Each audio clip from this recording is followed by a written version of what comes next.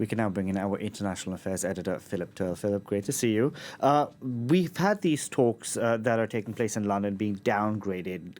Given that, what hope is there that any progress can actually be made? It's very difficult to say at the moment whether or not there's going to be any progress at all. There's tremendous pressure on the shoulders of the Ukrainian President Volodymyr Zelensky, basically from the United States, which really wants a deal as quickly as possible between Russia and Ukraine. Because Donald Trump needs something to show the American public. He's getting extremely frustrated about the fact there's no deal. He's threatened to withdraw from these talks. I think that's part of the reason that we see that Steve Witkoff is not there today. Marco Rubio is not there either. So it's all being left to General Keith Kellogg, who is the special envoy for Ukraine, who's even a bit persona non grata in the Kremlin for being seen as more pro-Ukrainian than pro-Russian. So it's difficult to see how things are going to progress because the positions that everyone is holding are irreconcilable.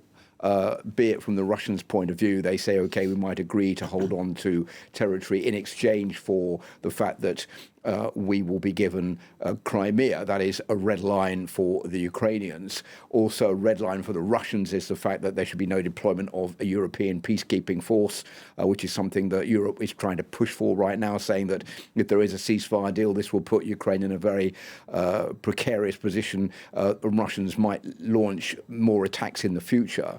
And then there are other red lines, like, for example, the joining of NATO, which is something that Ukraine wants. It's been ruled out by the Russians. It's been ruled out by the United States. It was even ruled out by Joe Biden before Donald Trump took the office.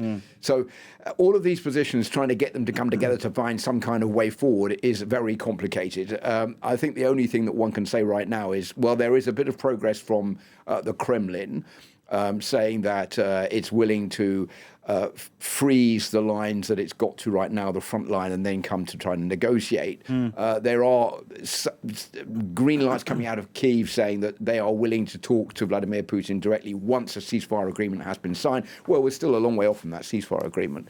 So I think it's pretty hard to say that today, with these talks downgraded, there's going to be much progress. Let's talk about this weekend, Philip, because on Saturday we have Pope Francis' his funeral service, which will be held at the Vatican. We have global heavyweights who will be attending, including the U.S. President Donald Trump and Ukraine's Vladimir Zelensky. What are the chances that these two men will talk, given that, Pope Francis, one of the things he called for was peace talks between Russia and Ukraine, something that ruffled feathers in Kyiv back in the day? OK, well, they might talk. I'm sure there will be pretty much discussions going on at some point. But there are a few things to understand here. They're both there for different reasons. Volodymyr Zelensky is there to garner support for the war effort in Ukraine against the Russians.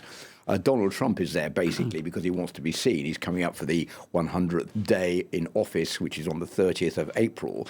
He hasn't got much to show for that right now. He really does want a deal on Ukraine, but he wants to be seen as being someone out there who is on all fronts, and being on television, being at the Pope's funeral is very important to him, even if he doesn't really have much in common with the Pope. They didn't get on with each other. The Pope was definitely not in agreement with Donald Trump's policy of sending migrants home again.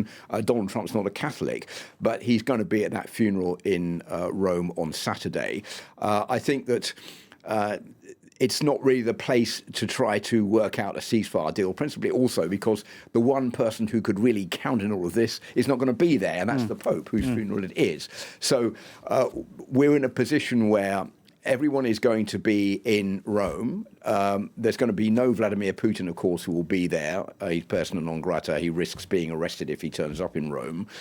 So it's not really the place to try to negotiate a ceasefire. Those negotiations are trying to take place today in London. They've been downgraded, so it's difficult to see how that is going to go very far. So we're not really any closer to being out of the woods yet, I don't think. We'll see what pans out on Saturday. Thank you very much for that, Philip Turle there.